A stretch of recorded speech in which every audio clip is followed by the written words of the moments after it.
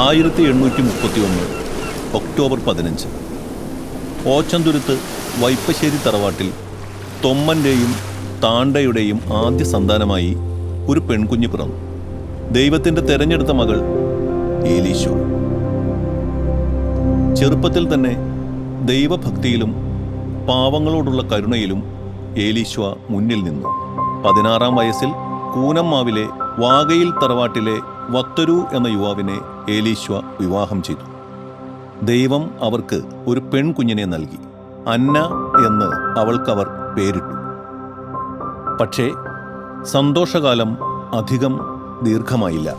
1.5 വർഷത്തിനുള്ളിൽ വത്തരു രോഗബാധിതനായി മരണപ്പെട്ടു. യൗവനത്തിൽ തന്നെ വിധവയായ ഏലീശോ 2ാം വിവാഹത്തിന് വിസമ്മതിച്ചു. പകരം ഏകാന്തതയിലും പ്രാർത്ഥനയിലും വീടിനടുത്തുള്ള പാവങ്ങളെ സഹായിക്കുന്നതിലും അവൾ ആശ്വാസം കണ്ടെത്തി.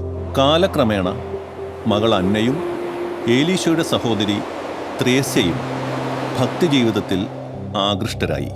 അവരും ആത്മീയ ജീവിതം സ്വീകരിക്കുവാൻ തയ്യാറായി.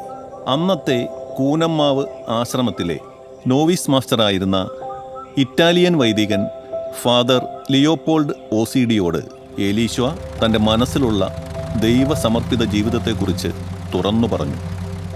അദ്ദേഹം ഈ ആഗ്രഹം വരാപ്പുഴ മെത്രാനായിരുന്ന ബെർണാഡിനോ ബെച്ചിനെല്ലിയെ അറിയിച്ചു. 1866 3 പേരെയും സന്യാസ ജീവിതത്തിലേക്ക് സ്വീകരിക്കുവാൻ മെത്രാൻ അനുമതി നൽകി. ഏലീശോയുടെ സ്വന്തം പുരയിടത്തിൽ മുളകൊണ്ട് നിർമ്മിച്ച ചെറിയ ഒരു വീട്ടിൽ നിന്നാണ് ഈ ദിവ്യ സന്യാസ സഭയുടെ ആദ്യ പ്രവർത്തനം ആരംഭിച്ചത്.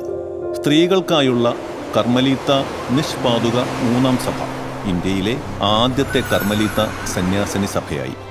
1868 ജനുവരി 2 വിശുദ്ധ അന്നയുടെ നാമധേയത്തിൽ പെൺകുട്ടികൾക്കായി ബോർഡിംഗ് ഭവനം ആരംഭിച്ചു.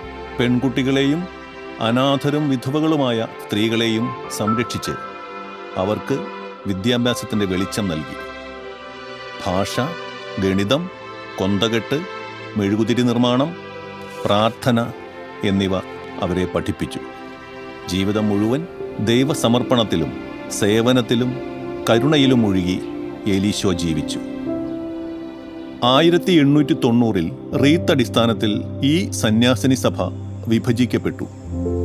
Congregation of Teresian Carmelites, congregation of mother of Carmel എന്നീ 2 സന്യാസിനി സഭകളായി ഇന്നും തുടർന്നു പോരുന്നു.